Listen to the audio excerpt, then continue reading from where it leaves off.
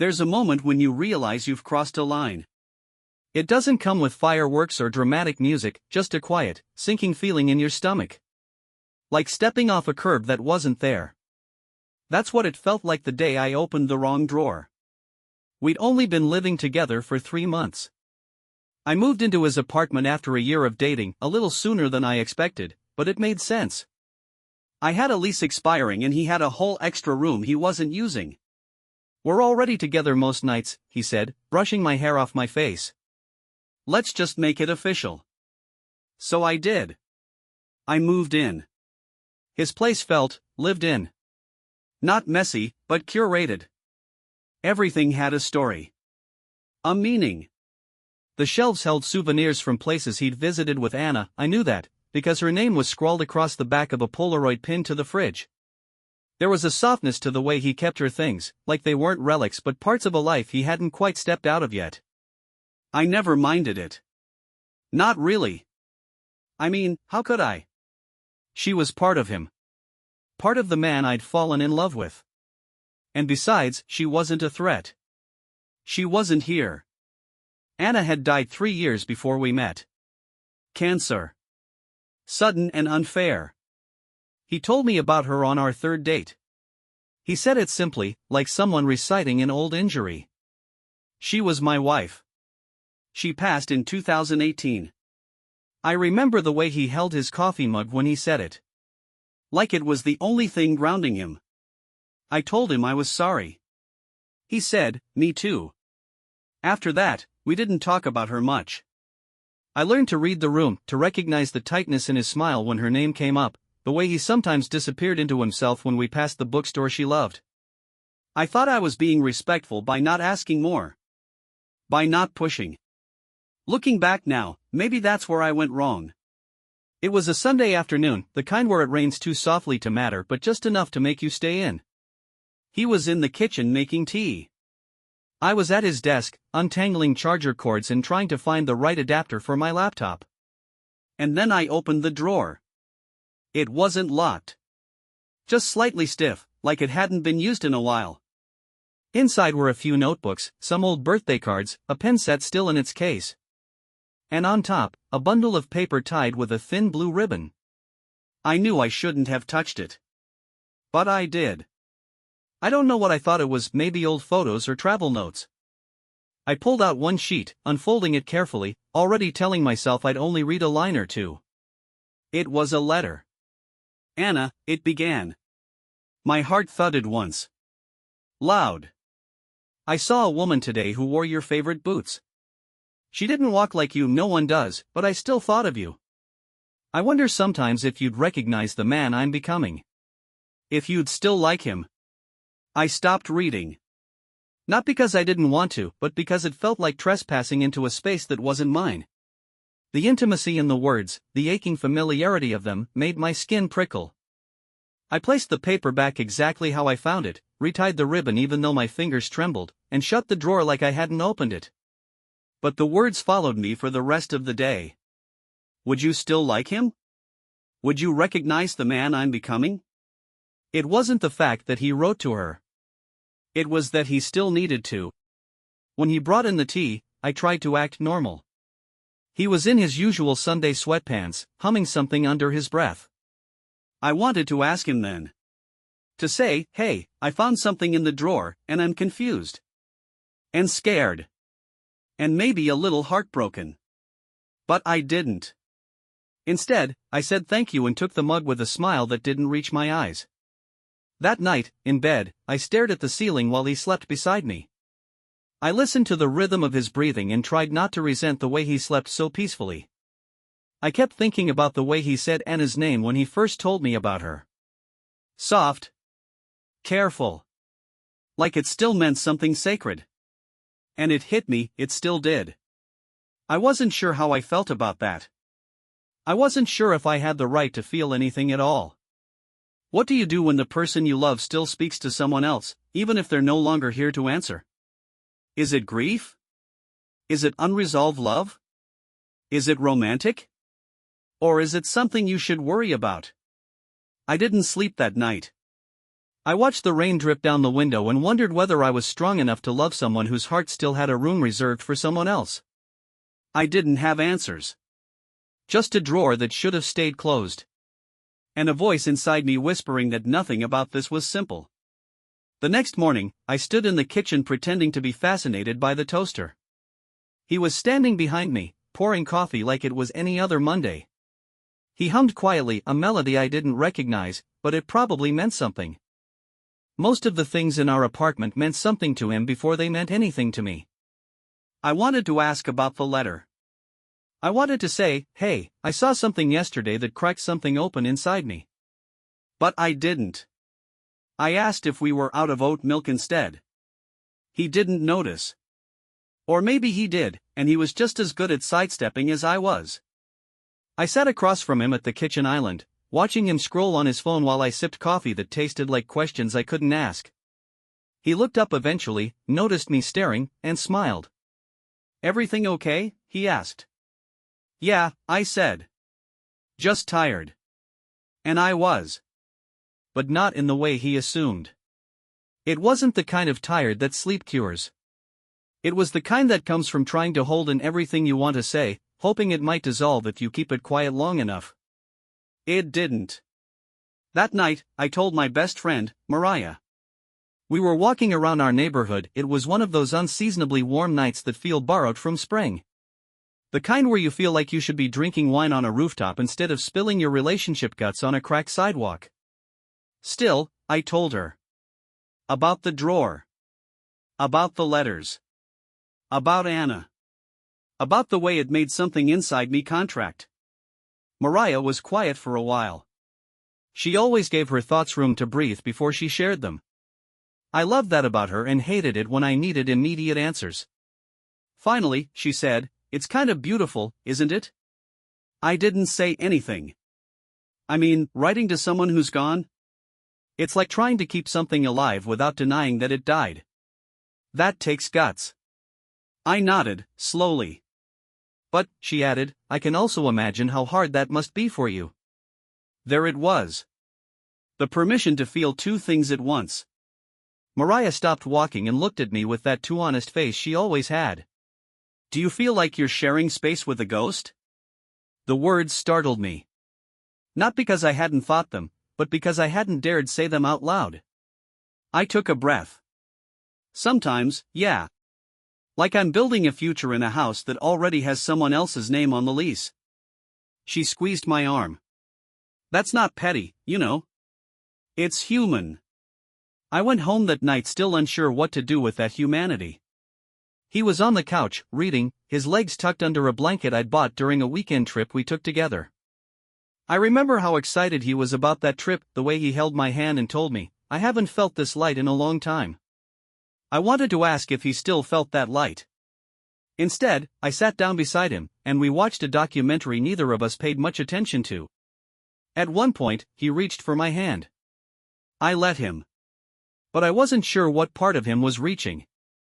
Was it the version of him that lived in this moment with me, or the part that still needed to write to the past to feel whole? Maybe it was both. Maybe that's what made this so hard. Later, as I got ready for bed, I stared at my reflection in the bathroom mirror. I looked like someone playing the role of secure girlfriend. Calm. Open-minded. Unbothered. But under the surface, I was rehearsing conversations I wasn't sure I had the right to start. I thought about my mother, how she always made herself smaller in her marriage. She'd been married to my father for 35 years and never once spoke up when something hurt her. She was too busy being understanding.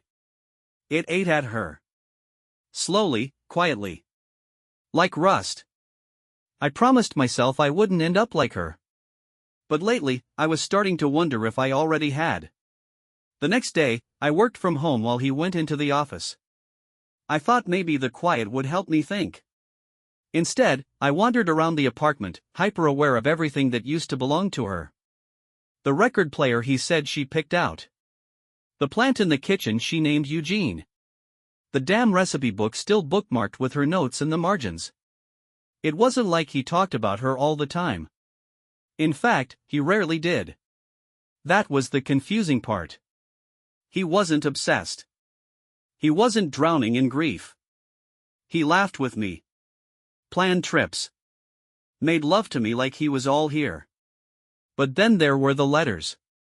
What did it mean that he never told me he still wrote them? Was it a secret?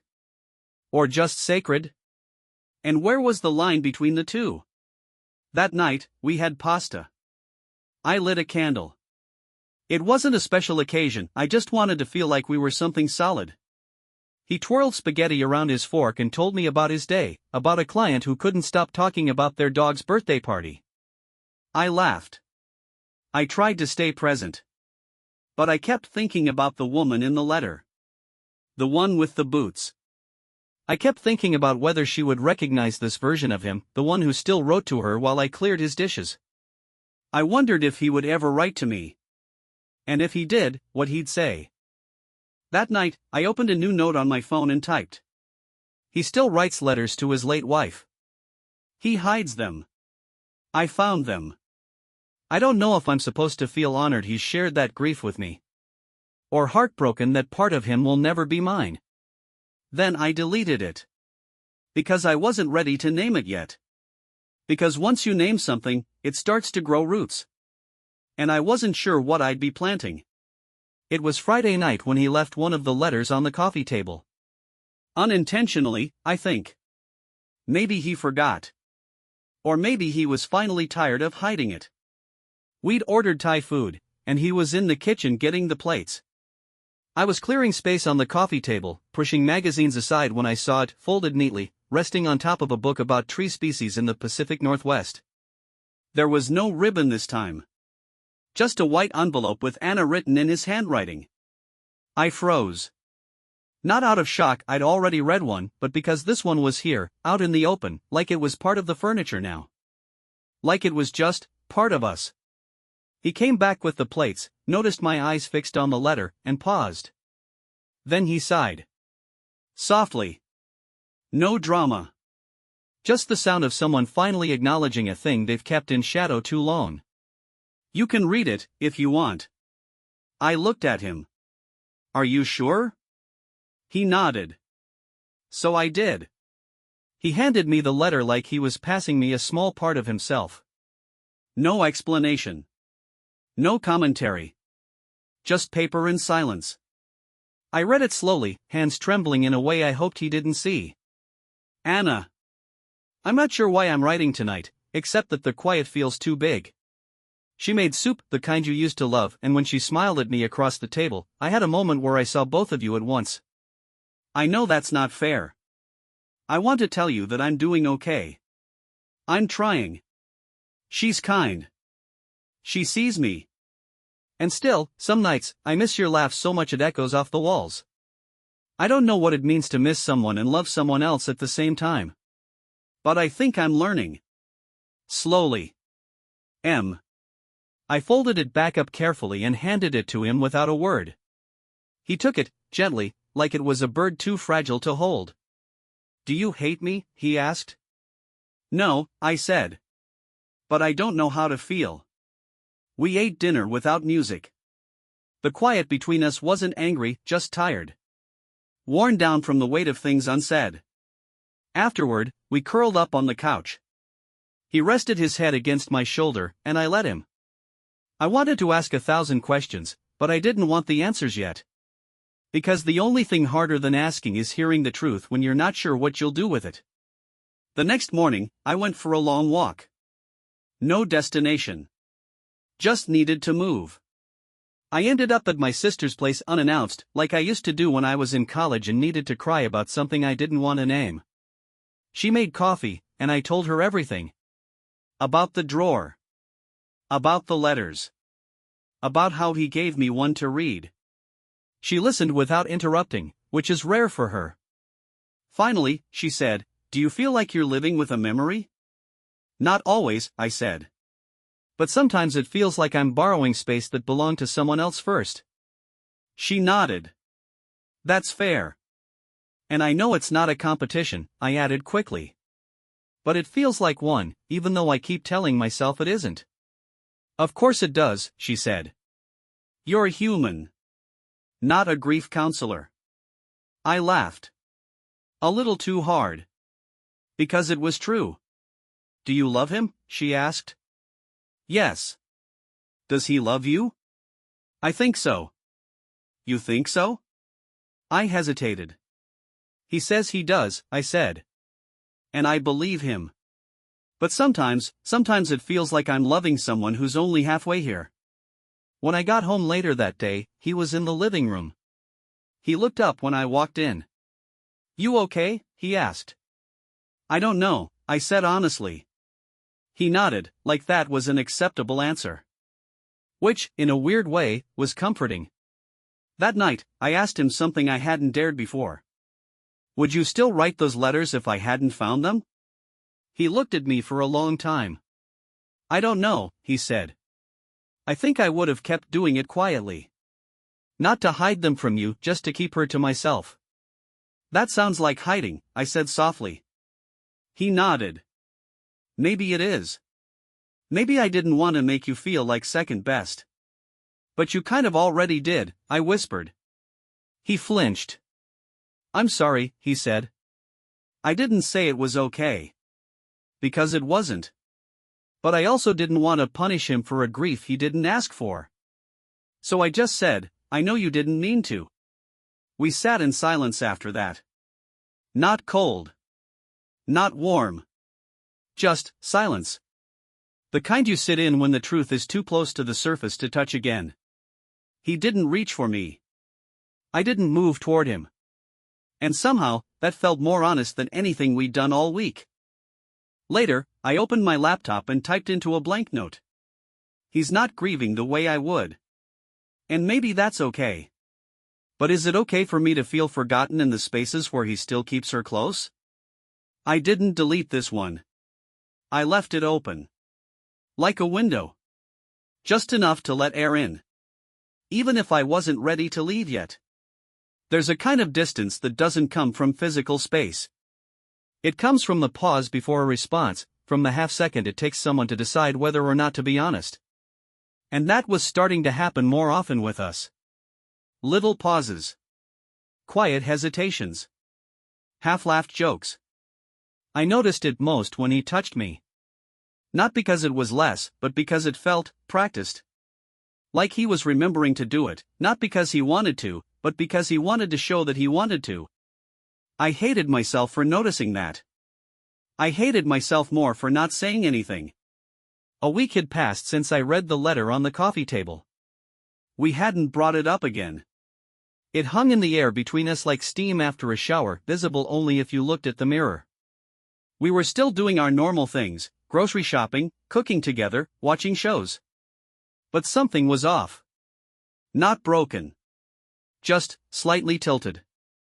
One night, we were watching reruns of a sitcom he liked, and a character made a joke about dead spouses and dating again. I laughed reflexively. He didn't. And the air shifted. It wasn't dramatic, no slammed doors, no angry glares. He just went quiet. A silence that made the punchline feel like a betrayal. I looked at him. Sorry, I said. I wasn't thinking. He shook his head, forced a smile. No, it's fine. It was just weird timing. But it wasn't fine. And we both knew it. That was the thing. We were starting to say it's fine more often. And every time we did, a little piece of something real cracked. That weekend, we had dinner with his sister and her husband.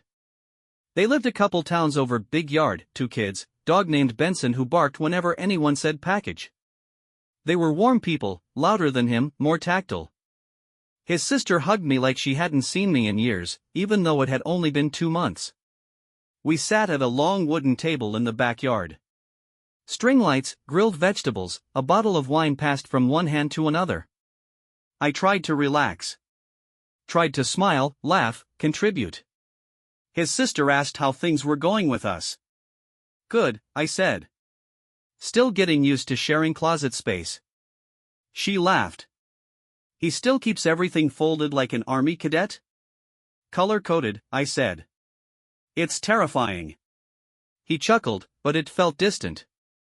Like he wasn't laughing with me, just near me. Then his brother-in-law said, "Glad you found someone who could put up with you after everything." He didn't mean anything by it. I could tell. It was one of those throwaway comments, the kind you make to lighten a mood you didn't know was heavy. But my boyfriend stiffened beside me. And I froze. His sister quickly changed the subject. Talked about their new fence, their neighbor's awful taste in lawn ornaments, something about raccoons. I nodded and smiled and tasted nothing of the wine in my mouth. Later, as we were leaving, his sister hugged me again and whispered, "You're good for him." I didn't know what to say. So I just nodded. Like someone being told they'd made it through an audition they didn't realize they were in. In the car, he was quiet. Not angry. Just withdrawn. The kind of quiet that made me feel like maybe I had done something wrong just by existing in the same room as his past. After a few miles, I said, "You okay?"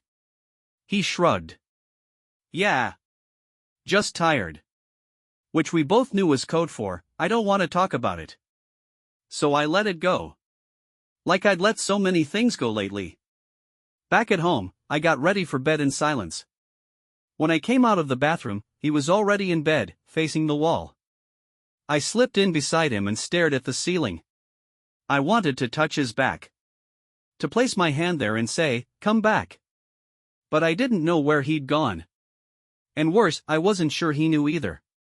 The next day, I had lunch with my mom. She's the kind of person who always has too many opinions and not enough filters. But she tries.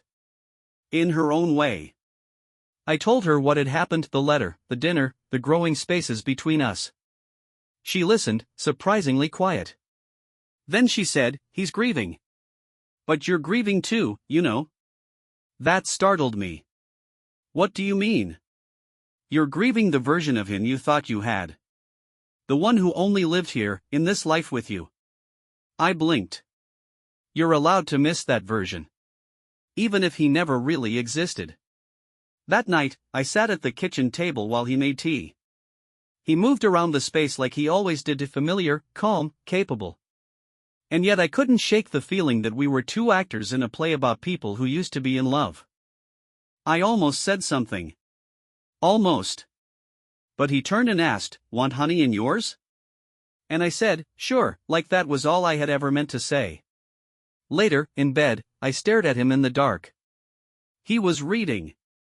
The same book he always read before bed, something nonfiction, something he'd eventually quote to me over breakfast. I thought about Anna.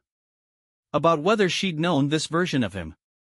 And if the grief he carried was also a kind of loyalty. And whether my jealousy was really about her, or about the fact that she never had to compete with a version of me.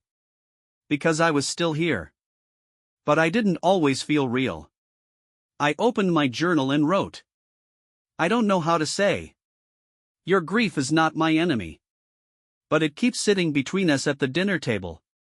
And it never picks up the check." I closed the book without rereading it. Sometimes, the writing is enough.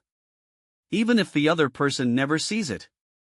There's a moment, usually small, stupid, forgettable, when you realize something is about to change. For me, it was a buzzing phone on the bathroom counter. He'd left it behind while he showered. Not unusual. Not suspicious. Just a phone next to a half-squeezed tube of toothpaste and his glasses. I didn't plan to look. I wasn't snooping. But the screen lit up a notification from his Notes app. The preview said, "Anna, October 17th. I stared at it. A draft. A letter. Not sent. Not tied with ribbon. Just quietly sitting in the middle of a glowing rectangle. My heart did something weird, not quite dropping, not quite racing. It just folded. He still wrote them. Even after I found out. Even after we'd talked.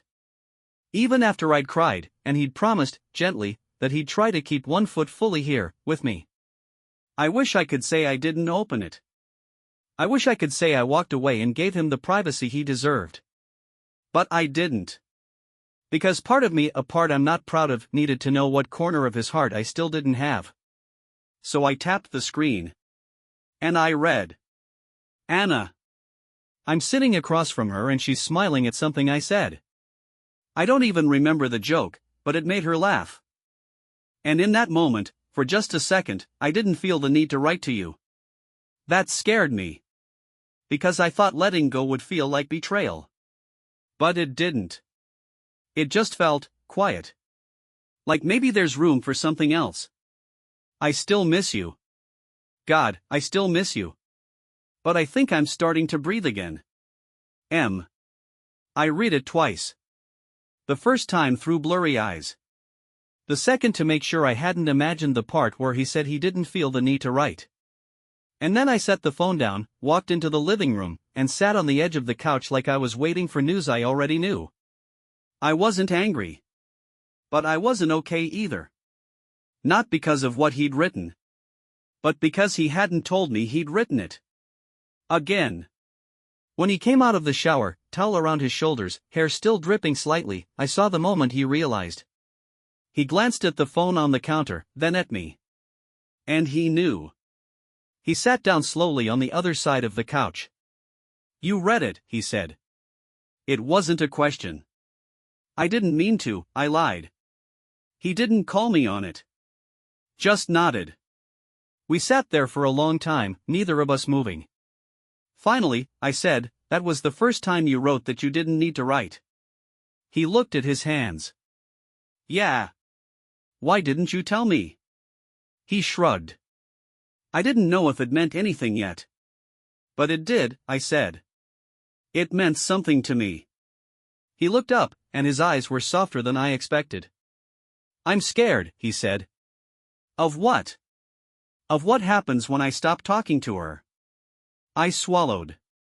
And what happens if you don't? That night, we didn't sleep touching. Not out of anger. Out of preservation. There was something fragile between us, not broken, not quite whole. A wire pulled tight. We lay there, facing opposite directions, both staring into different versions of the dark. Around 2 a.m., he whispered, I didn't want to make you feel like a guest in your own life.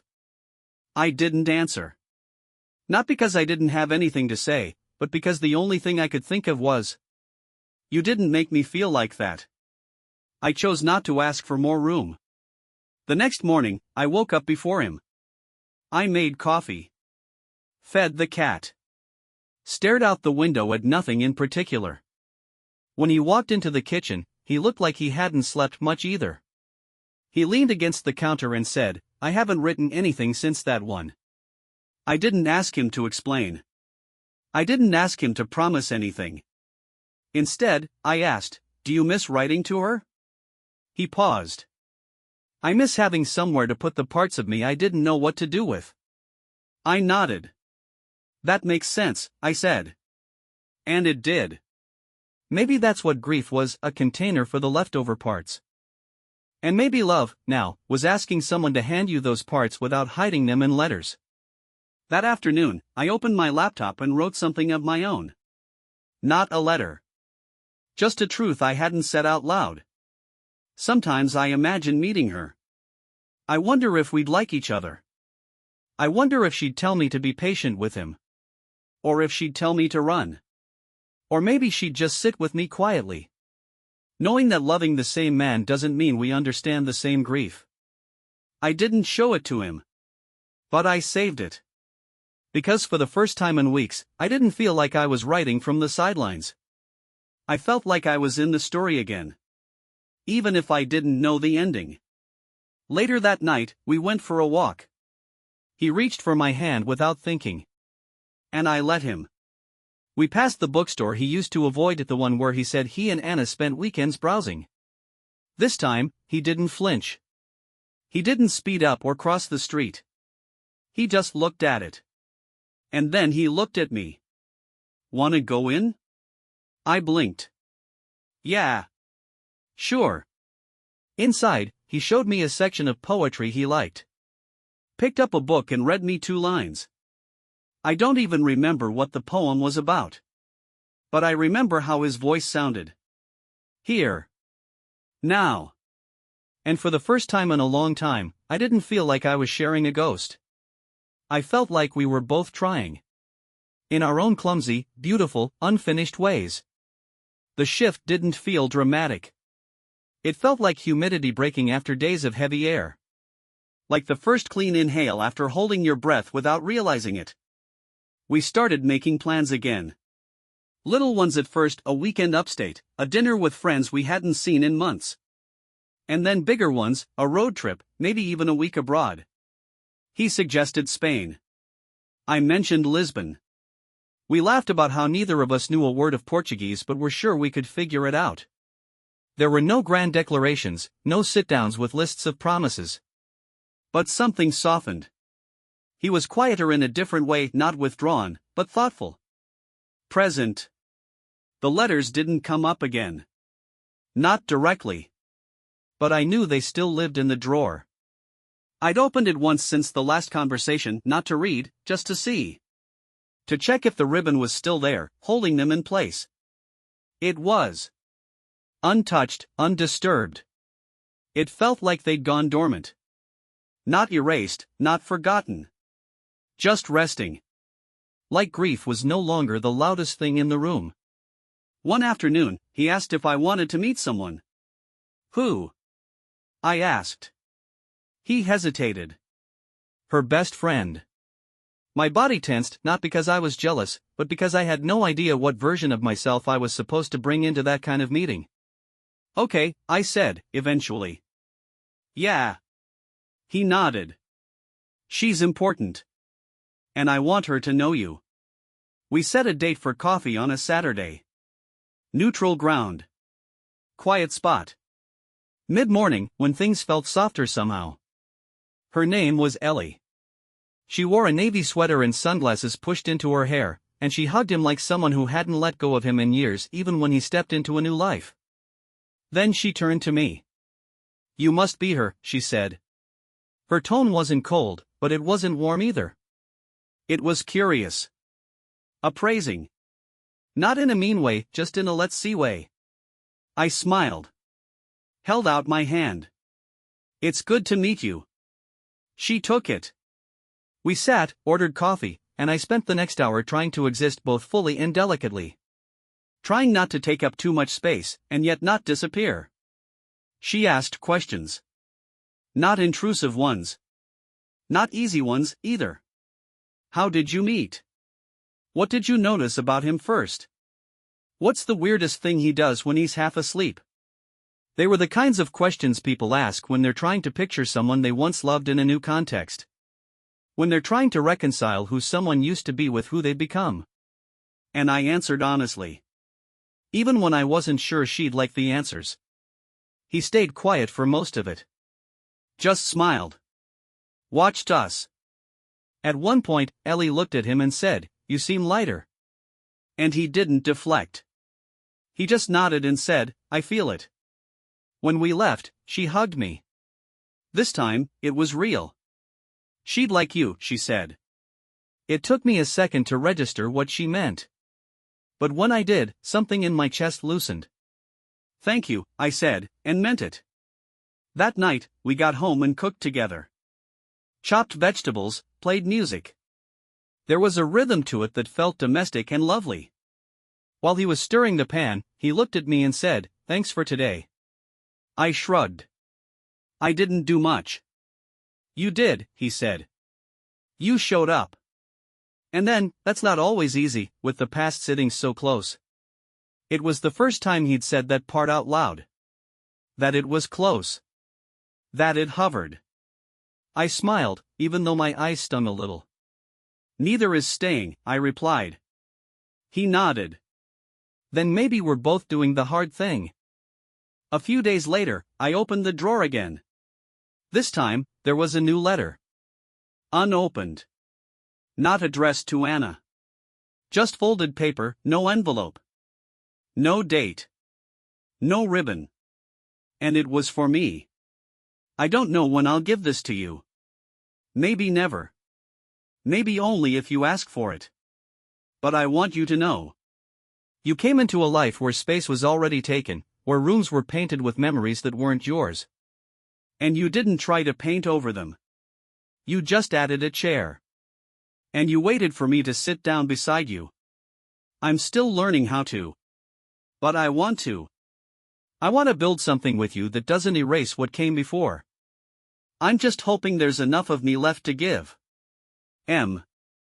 I sat on the floor of the study and read it twice. I didn't cry.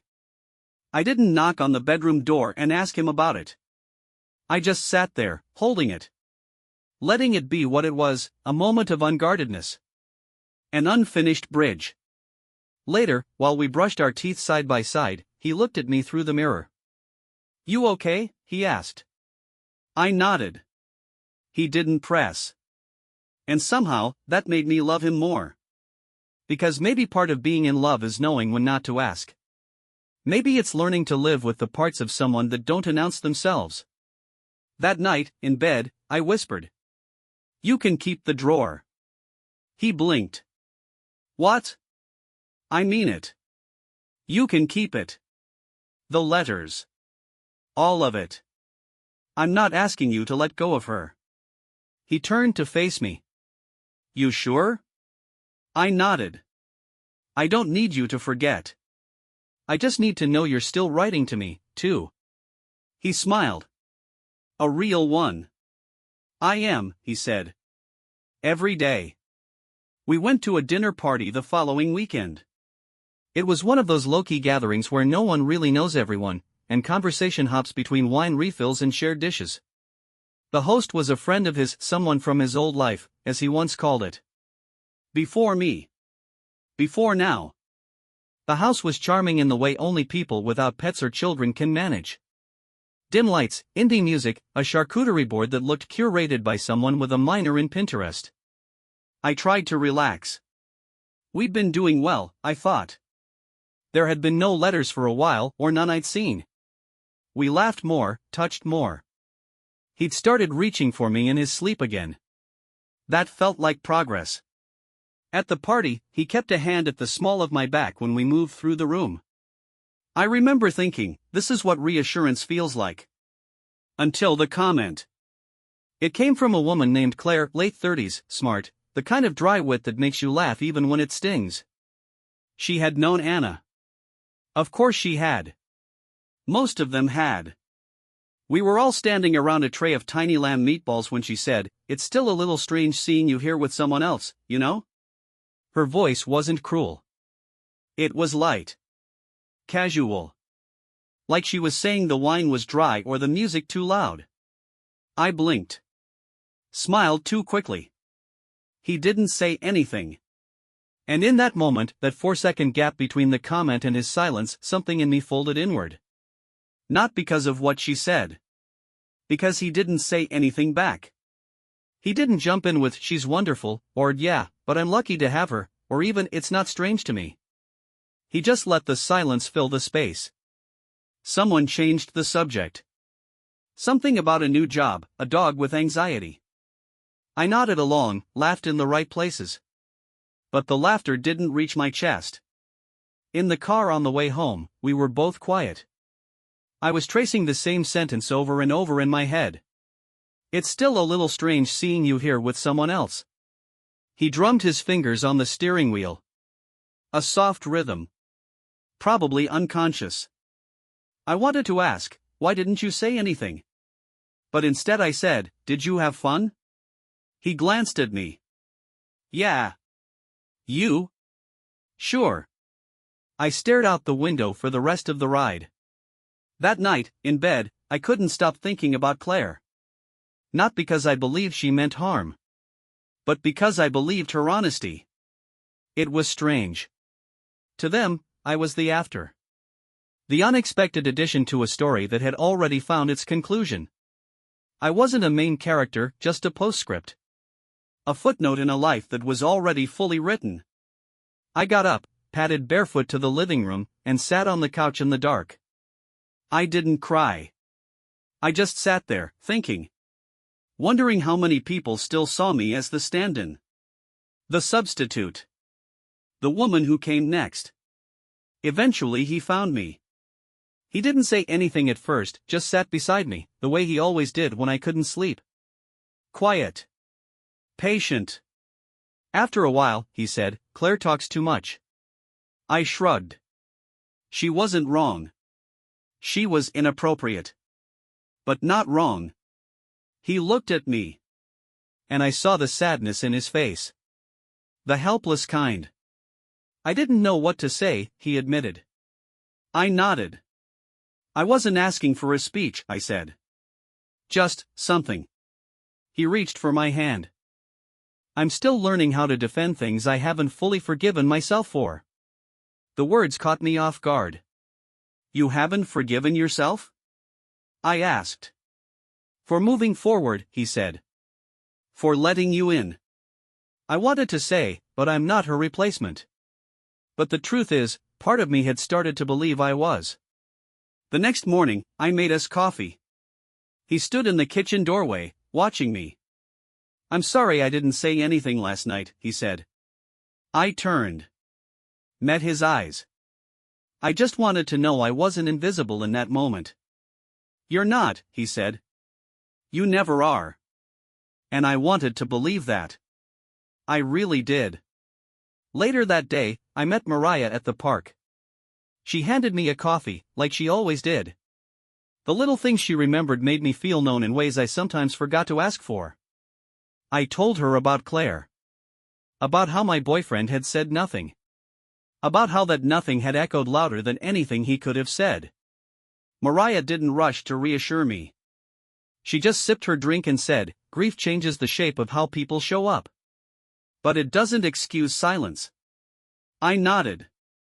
I know he's trying. You're allowed to want more than trying, she said gently. You're not selfish for needing someone who chooses you out loud. Her words didn't fix anything. But they gave me permission to feel the weight I'd been carrying. And sometimes that's enough to keep going. That night, I wrote in my journal. She didn't mean to hurt me. But she held up a mirror I wasn't ready to look into. And I saw someone who keeps waiting for someone else's love to be louder. When I got into bed, he turned to me. I want you to know something. I braced myself. I don't write to her anymore. I looked at him. I didn't ask you to stop. I know. But I needed to tell you. He reached for my hand. I'm not asking you to erase her, I said. I just want to know you're still building something with me. I am, he said. Even if some days it looks like just holding a hammer and staring at the blueprint. And somehow, that felt honest enough to stay. There are parts of a person you only see by accident. You spend weeks, months, sometimes years constructing a version of them in your head, the one they let you see. The one they manage. The one they can live with. But grief isn't manageable. Not really. It leaks. And that's what happened. He leaked. It was a Wednesday. The kind of midweek haze where everything feels half real. He'd been in a meeting all morning. I was working from home, sitting on the couch with my laptop, half watching the rain draw shapes on the window. He came home a little after noon. No warning. No message. Just the sound of the door opening and closing, and the weight of something heavy entering the apartment before I even saw him. I called out, everything okay? No answer. I found him in the bedroom. Still in his coat. Still holding his keys. He was standing in front of the dresser, staring at something, not moving. I stepped in slowly, cautiously. He didn't look at me. Just pointed. There was a picture frame on the dresser. One I hadn't seen before. Black and white. Simple. A candid photo of Anna, sitting on a windowsill, half smiling at something off camera. It must have been tucked in a drawer before. I didn't ask why it was out now. His voice cracked when he finally spoke. I forgot her voice. I froze. I was in a meeting, and someone laughed like her. Just for a second. And I couldn't hear it. I couldn't hear it anymore. He sat down on the bed like his body didn't belong to him. I used to be able to play it in my head. Clear as day. I used to talk to her in the car just to hear it echo back. He looked up at me. Eyes red. Not dramatic. Not cinematic. Just tired. Raw. And now it's just gone. I didn't know what to say. So I sat beside him. And we just breathed. Not in sync. Not perfectly. But near enough. Later that evening, after he'd fallen asleep, still in his clothes, still curled in the same spot on the bed, I sat in the kitchen and thought about how grief doesn't ask permission. It doesn't schedule itself neatly between work and dinner plans. It arrives whenever it wants, and it doesn't care who's watching. And watching him break had broken something in me, too, not in a bad way. Not in a way I needed to fix. Just a shift. Because for the first time, I understood that he wasn't holding on to her because he wanted to live in the past. He was holding on because some days, that memory was the only stable ground he had. And now, even that was fading. The next morning, he woke up late. His eyes were swollen, and his voice was hoarse, but there was something clearer in his posture. Like the storm had passed, not forever, but for now. He found me in the kitchen, already dressed, already caffeinated. "Hey," he said. "Hey." He came over, kissed the top of my head, and whispered, "Thank you." For what? For not trying to fix it. I smiled. I didn't know how. "That's what made it work," he said. That night, he handed me an old notebook. One I hadn't seen before. "I stopped writing letters," he said. But I didn't stop writing. I opened it. Flipped through pages filled with short thoughts, half-poems, scribbled questions, fragments. One entry stood out. "If I love again, does that mean I loved her less? Or just that I survived the part of me that thought I couldn't?" Another. "I wonder if she'd like this version of me. I wonder if I do." And one near the end. "Sometimes I worry that loving someone new while still grieving isn't fair. But then I remember, grief isn't a loyalty test. It's just love that never got to finish what it started." I closed the notebook gently. Looked up at him. He wasn't watching me read. He was watching me. Like he was trying to measure how far he could fall and still be held. I reached for his hand. "You're allowed to love both of us," I said. And I meant it. Even if part of me still hurt. Even if part of me always would. A few days later, we drove upstate for a weekend getaway. Just the two of us. No plans, no expectations. On the drive, he reached over and rested his hand on my thigh. "I don't know how to be with you and still carry her." "You don't have to choose," I said. He glanced at me. "Don't you want to be chosen?" I swallowed. "Of course I do. But not instead of her. Just with her." He nodded. "I'm trying. I know." That night, in the tiny cabin rental, he fell asleep with his head in my lap. I watched his face, peaceful for once. And I realized, I wasn't afraid of her anymore. I was afraid of not being brave enough to keep choosing this complicated, beautiful, layered love that asked more of me than I thought I could give. But maybe that's what love is. Not just being chosen. But staying. Even when it's hard. Even when it's haunted. Even when some of the light in the room comes from a memory you didn't build. I picked up a pen and wrote in my own journal that night. He wept for what he lost. And in the silence after, I loved him more, not because he stopped grieving, but because he finally let me see how much it cost him to try. It wasn't on the nightstand. Or tucked away in the drawer with the others. Or folded in a notebook, lost between receipts and bus tickets. It was on my pillow. Plain white paper. No envelope. Just my name written in his handwriting, not neat, but deliberate. I stared at it for a long time before picking it up. He was in the shower. I could hear the water running, could almost pretend the house was still quiet. Still safe. But the paper in my hand said otherwise. Not danger. Just vulnerability. Something shifting again. I unfolded it slowly. And I read. To you. I don't know how to say this without it sounding like an apology. But it's not. Not exactly. It's also not a love letter, though I love you more than I know how to hold some days. It's not a confession either, you already know what I'm carrying. I guess it's acknowledgement. That I see you. That I know you've been walking alongside me, not behind me. That you've been choosing me, even when I'm more memory than man. I don't write to her anymore. But I still talk to her. In my head. On the train. In traffic. When the sky looks like the one we saw in Montana. And I want you to know, that doesn't mean I love you less. You don't erase her. And she doesn't replace you. You're both ink on the same page. Different paragraphs, maybe. But part of the same story. I'm learning to live in this new chapter. And sometimes, when you laugh without warning, it feels like breath again. I'm trying. For real. Thank you for not needing me to be finished in order to be loved. M. I read it twice. Then a third time. And then I folded it carefully and slid it under my pillow, not to hide it, but to hold it close. He didn't mention it afterward. And I didn't bring it up either. We went about the day as if nothing had changed. But everything had. Not because of what he said. But because of what he finally let himself say.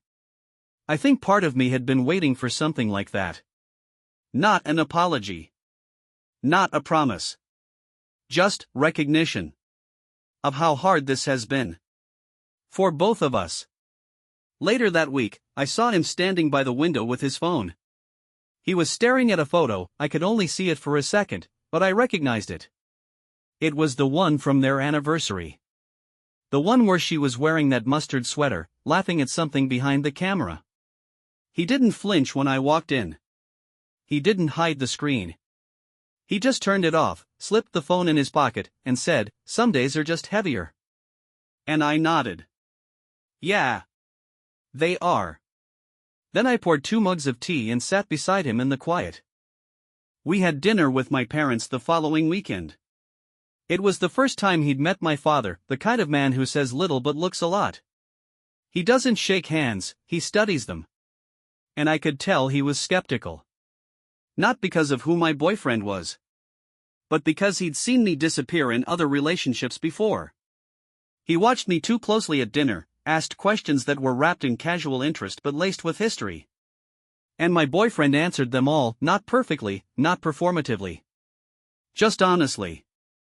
Afterward, my mom pulled me aside while clearing dessert plates. "He seems kind," she said. "He is," I replied. "He's carrying something." "I know." She didn't ask what. She didn't need to. She just said, "Don't be the only one lifting it." That night, in the car, I told him what she'd said. He was quiet for a while. Then he said, "You're not." And I believed him. Not because I wanted to. But because something in his voice had stopped hiding. The following Tuesday, I found him on the balcony after work. It was cold. He hadn't brought a jacket. I brought him one. He didn't say thank you. Just pulled it on and let me sit beside him. "I think I'm afraid to be fully here," he said. The air tightened. Because then I have to admit I can't go back. I didn't answer right away. I watched the light fade between buildings. I listened to the city breathe. And then I said, "Maybe that's not something you admit once. Maybe that's something you keep deciding every day." He nodded. "I've been thinking about proposing." The words came out of nowhere.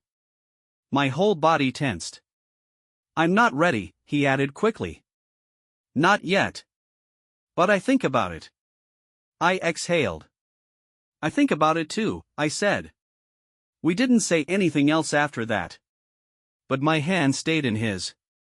Later, when I was alone, I wrote in my journal. The first time he said her name, I felt small.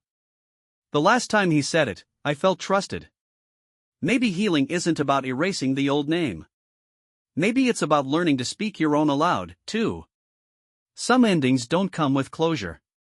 They come with continuity, a quiet understanding that what's begun won't be wrapped up neatly, but might still be enough to stay. It's been 3 weeks since the letter with my name on it. Since the proposal that wasn't. Since the silence that didn't hurt. We haven't talked about the drawer again. We haven't needed to. I still think about her sometimes. Not with jealousy anymore, not exactly. More like curiosity. Wondering what kind of laugh she had when she was really tired. Wondering if we would have liked the same movies. If we would have both hated cilantro. Sometimes I imagine her walking through our apartment and not finding it strange. Sometimes, I think she'd be relieved he's not writing anymore, not because she wouldn't want to be remembered, but because she'd want him to be breathing again. Living again. I like to believe that. It helps. We went to the farmer's market this morning. The air smelled like overripe peaches and cheap lavender soap. We bought bread from a woman who complimented my scarf, and he kissed my temple when I handed him a bag of apples. A little boy ran past us yelling something about sourdough and we both laughed without knowing why. It was easy. Not perfect. But easy. And I hadn't realized how rare that had become, laughing together without the tightness underneath it. Without the glance between sentences. Without the feeling that something unsaid was sitting in the space between our chairs. We sat on a bench after, drinking burnt coffee from a paper cup. He turned to me and said, "I think I'm starting to forget the way she smelled." I didn't say anything. He looked down at his hands. "Is that awful?" "No," I said. "It means your body is making room." He nodded. "I'm afraid if I forget too much, she'll disappear." "She won't," I said. "You carry her differently now." "But she's still there." He took a deep breath. "Do you ever think about leaving?" he asked. It caught me off guard. Not because I hadn't, but because I never thought he'd ask. "Sometimes," I said honestly. "But not because I don't love you. Because sometimes it's hard to love someone who hasn't learned how to love without apology." He blinked. "That's fair. But I stay," I added. "Why?" "Because I don't need you to be finished. I just need you to keep building." He looked at me. And I saw something shift behind his eyes. Something small but important. "I want to," he said. "Build." Later, at home, I found a scrap of paper on the kitchen counter. It wasn't folded. It wasn't hidden. It wasn't addressed to anyone. It just said, "She stayed." Not because it was easy. But because no one else had ever looked at my grief without flinching. I didn't ask if it was for me. I didn't need to. That night, we danced in the living room. No music. No lights. Just the sound of the city through the windows and the feeling of his breath near my ear. He wasn't holding me like he needed saving. And I wasn't holding him like I needed proof. We just held. It wasn't romantic, exactly. It wasn't cinematic. It was better. Because it was real. When we crawled into bed later, he curled toward me. "I think I'm ready to stop apologizing," he said. I smiled, eyes closed. "Good. But I might still need reminders." "I've got a few," I whispered. He fell asleep quickly. I didn't. I lay awake, listening to him breathe. The kind of soft breathing that means safety. That means presence. And I thought about all the versions of this story that could have ended differently. I thought about the drawer. The letters. The silence. The ache. And how none of it had broken us. Not because we were strong. But because we let each other be unfinished. Because we gave each other room to mourn, and laugh, and doubt, without needing it to be easy. Because he let me in. And I stayed. In the morning, I wrote one last entry in my journal. Not because the story was over. But because, for once, I didn't need to write it down to believe it was real. He still remembers her. But now he remembers to look at me, too. And maybe love is just that. A willingness to look, even when your heart has already learned someone else's shape. A willingness to stay. Even when the house still echoes a little.